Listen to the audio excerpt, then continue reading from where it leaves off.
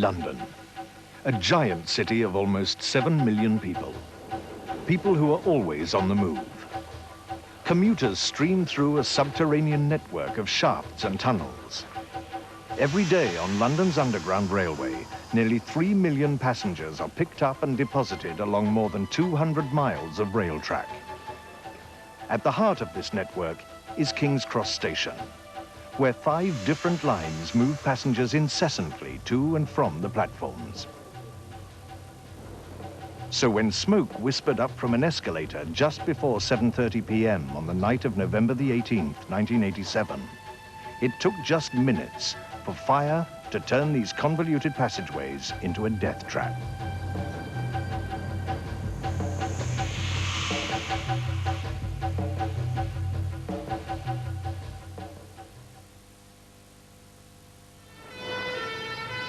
Flames quickly spread up the escalator, but it took 13 minutes before the first fire engines reached King's Cross Station. Moments later, an inferno of intense heat and smoke suddenly billowed out from the ticket hall below. Fire officers had to act quickly. They were then faced with trying to fight their way in, because effectively it's like trying to fight your way into an oven, for want of a better term, and that is worsened because you then create steam, so you're faced with a wall of smoke, steam, and water. You're totally disoriented because you can't see where you're going, and by and large they would have been almost on all fours or crawling to try and get towards the seat of the fire. 2 firemen were trapped underground as the blaze spread. Officers had no idea of the extent of the flames or how many passengers were in danger. They also found, as they worked their way in towards the ticket hall, they found casualties on the floor, some of whom were sort of part dragged and part carried to the foot of the stairs, where other colleagues then took them to the street. Most of the casualties had appalling burns. They were ferried to nearby hospitals. Underground, the main part of the station was cut off from the surface. The fire had started on an escalator leading from the Piccadilly line train into the ticket hall. It engulfed the hall, and smoke billowed back down the escalator to the platforms below, where trains were still arriving.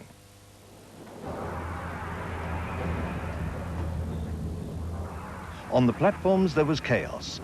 Officers didn't know the layout of the station, or that there was another route, the Midland City entrance, through which passengers could have escaped.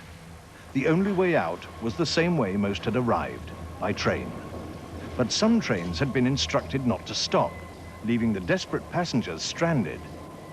Other trains did carry passengers away, but new passengers got off and were left behind at the station instead. Officers directed them away from the burning escalator onto another platform, the Victoria line, and up another escalator. But this route just took them back into the blazing ticket area. People were forced to turn. They had to struggle back down an escalator that was still moving upwards. Back on the surface, the fire was so intense that firemen were quickly overcome by the heat and fumes. Reinforcements were needed to keep up the search for victims and break through the flames to the passengers trapped underground. Many of the casualties could not be saved. The fire that caught them unawares had reached an unbelievable intensity. These are very severe flash burns, and this suggests that the temperature of the gases from which they were burnt was in fact very high indeed. Well, I've never known anything like it. Not in an underground concourse, not that time of night. I mean, we've had derelict fires that have been that large, but nothing on this scale. I mean, we had the floors, the ceilings were alight, the walls were coming down, the ceiling tiles are coming down, the kiosks were well alight. It was just incredible. The next day, police investigators moved into King's Cross Station to inspect the destruction. Somewhere in the ruins, they hoped to find vital clues to the cause of the fire. When I went down into the concourse area, it was completely devastated by the fire. I actually looked around and saw that the booking office, which was made of both plywood and metal, had been completely destroyed. The walls were black. The air itself was very very smoky still quite clearly the next morning. The roof had gone, the ceiling had fallen down. The top of the escalators were completely destroyed, the handrails and the woodwork of the escalators. The actual place could only be described as devastation.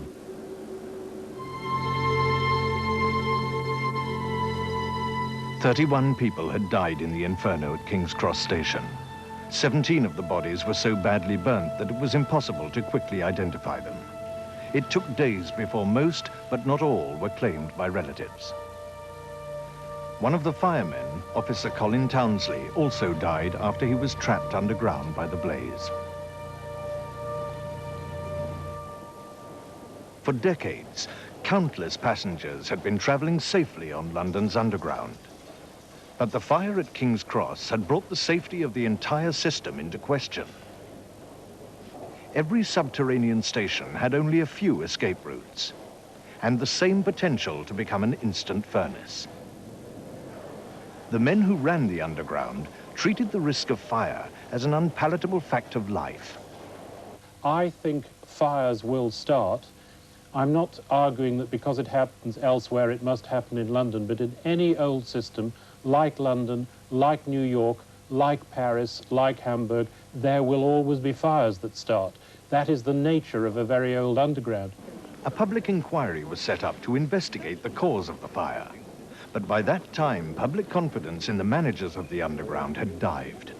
There must have been at least 40 serious fires post-war, and probably hundreds of fires or smoulderings involving escalators during the century. And so there was a known history of fires, but there had been known analysis of that history of fires, and effectively the burden fell to us to achieve that analysis. And we were able to find documents going back over the whole century relating to fires on escalators, either of exactly the same or similar design to the design on Piccadilly Line Escalator 4 at King's Cross. The first task faced by the experts at King's Cross Station was to find out how the fire had started. It began halfway up the Piccadilly Line escalator. Underneath the escalator, there was a machine room. Here, the police fire expert found important evidence. He identified that there had been similar small fires that had started over the preceding months, and I think he found something in the region of 8 seats of small smouldering fires which had gone out. And around those small smouldering fires in that scene were cigarette ends, matches, dirt and detritus which had actually been gathered in the mechanisms of the escalator over the years. On the running tracks, there was a thick layer of machine grease mixed up with fluff. It had compacted together to form a wick, like the wick in a candle. The next question was how that wick had been ignited. London Underground had one answer: arson. Witnesses said they had seen a strange man near the machine room just before the fire started. One witness, Ilfey Mehmet, was brought from jail, where he was serving a term for burglary, to give evidence to the inquiry. The descriptions were inconsistent about the person. The descriptions were inconsistent about the place. They were inconsistent about the time. And just to give one example, one of the witnesses described in considerable detail where it was said that a person was entering a hatch or coming out of a hatch, and there was no doubt at all it was quite impossible for that hatch to have been opened at that particular place. The arson event was an extraordinary explanation because it required so many things to happen at once. It was a very, very complicated explanation that was intended to replace something which was very simple and which occurred every day. It was certainly very well known that people on escalators going up to get into the open air, having not been allowed to smoke on the underground trains in the deep underground, were regularly lighting up their cigarettes as they went up the escalators. And unfortunately, the escalators had got gaps in them, About 30% of the cleats were missing. Those were the bits of metal which were meant to prevent things falling down the side of the escalator on the particular escalator in question. And they hadn't been replaced, with the result that anybody smoking would be able to discard either a cigarette end or a match, and it could very possibly fall onto the wick, which was the rubbish down below. There was a simple way to see if a smoker could have caused the fire on the Piccadilly line escalator. Experts would try to recreate a similar fire. We did 4 tests. In the first 3 tests, we dropped a cigarette end down through the gap between the treads and the escalator balustrades. And these failed to ignite the debris underneath.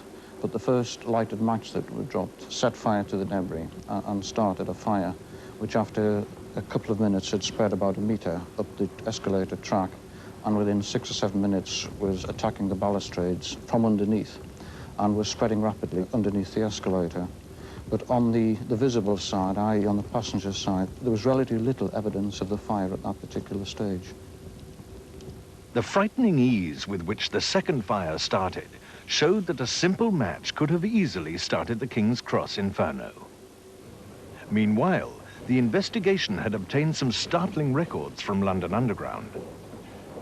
There was a very large fire in 1944 in Paddington, and then thereafter there were many fires, particularly coming up to the 1980s at Green Park, where we had identical types of escalators, having fires arising under them in relation to dust and rubbish on the tracks of the escalators, where they had been allowed to build up and actually cause really serious problems.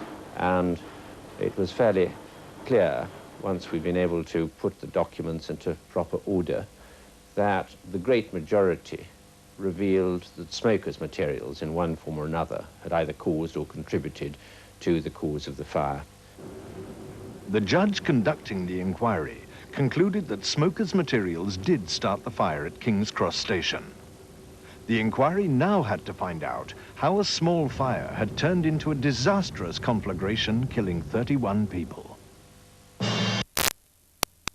Brigade immediately after fire destroyed King's Cross Station showed its effects in dreadful detail. This evidence would help to explain why the small blaze had turned into an inferno at such lightning speed.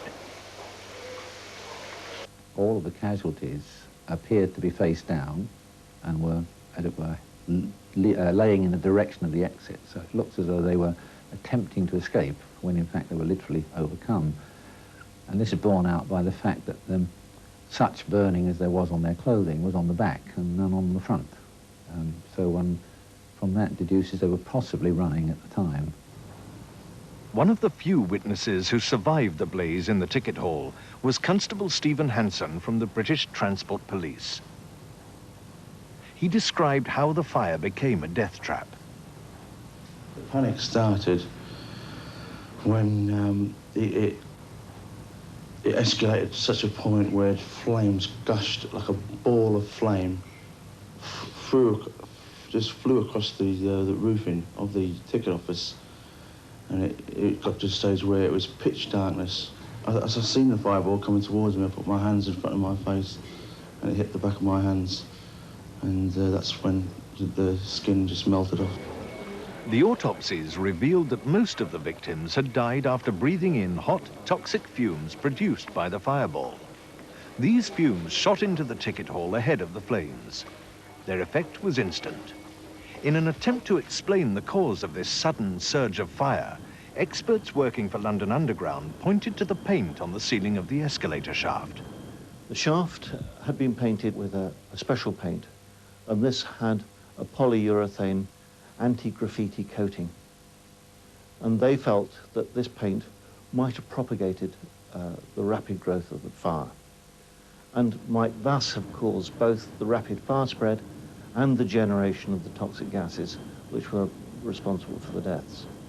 The paint was made by a company called Proderite, a well-known manufacturer of special coatings. Proderite were thus cast at the inquiry as almost the villain of the piece of having supplied this material which was alleged to have caused this tremendous spread of the fire. But the sealing paint would prove not to have caused the fireball.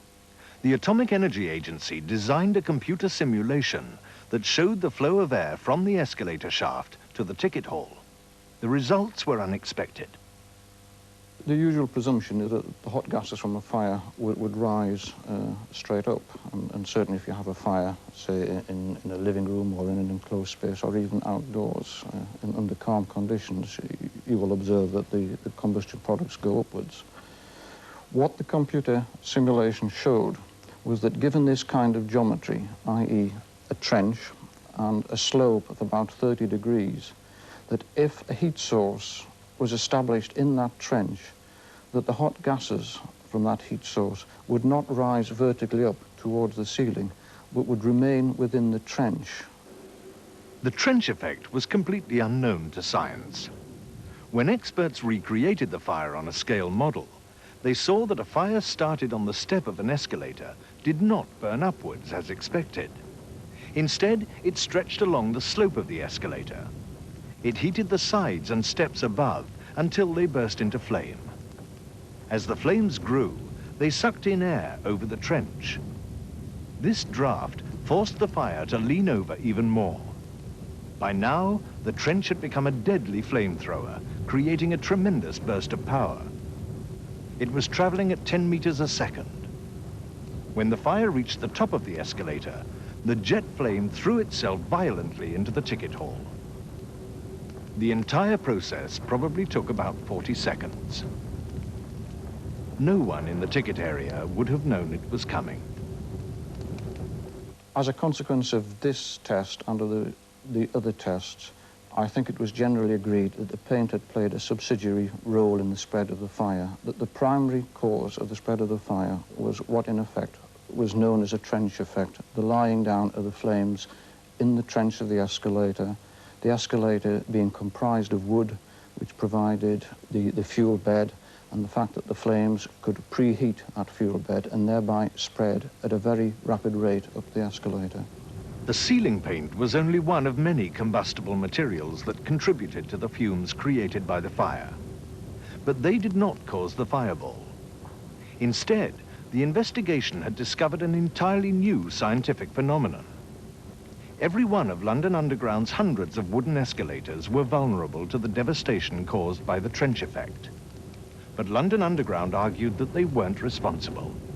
It was a totally unprecedented situation at King's Cross. There were things that went wrong, but we believed that the fact of the fireball that engulfed the booking hall where people died so tragically was simply not foreseen nor foreseeable, and not only I contend that, but the Chief Officer of the Fire Services takes the same view. But the inquiry concluded that a catalogue of failures on the night of the disaster had allowed the unexpected trench effect to take hold. London Underground was fully aware of the dangers of fires, but they had not done enough to prevent them. At King's Cross Station, this finally led to disaster. Smoking had actually been banned, but a legal loophole meant that the ban was not enforceable, and passengers were allowed to smoke at will.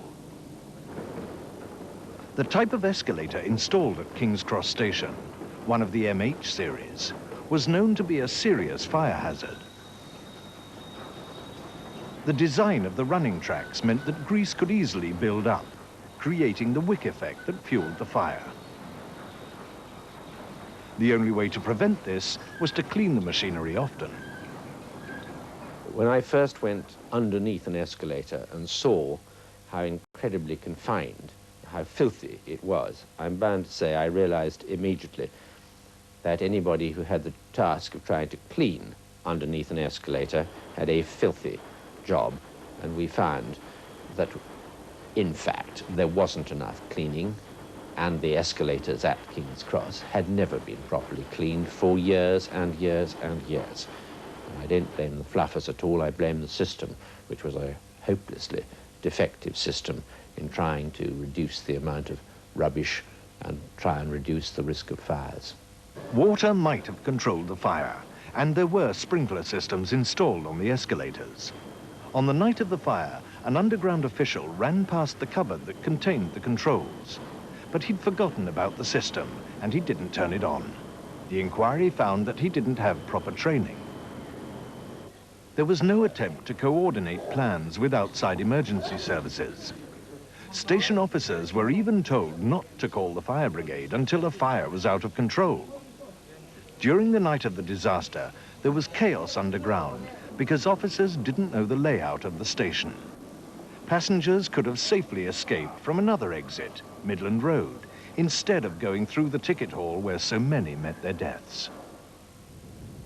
The judge concluded that London Underground had a blind spot, a belief that fires were inevitable. This complacency had ultimately led to terrible tragedy.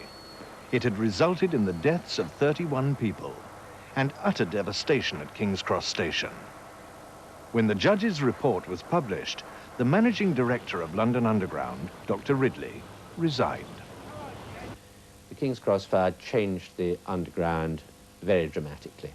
Anybody going down into the Underground today would be visiting a place fundamentally different from the place that they visited 10 years ago, because the great majority of the wood, the great majority of the combustible materials have been removed, and in addition to that, the place is very much cleaner. There truly is a no-smoking ban, and people do not smoke, and people believe it's wrong to smoke. There was one more strange outcome from the fire at King's Cross Station. Months after the disaster, one of the badly burnt victims who had been found in the ticket hall had still not been identified. A medical artist reconstructed the man's face from the shape of his skull bone, features which are as personal and distinctive as a fingerprint.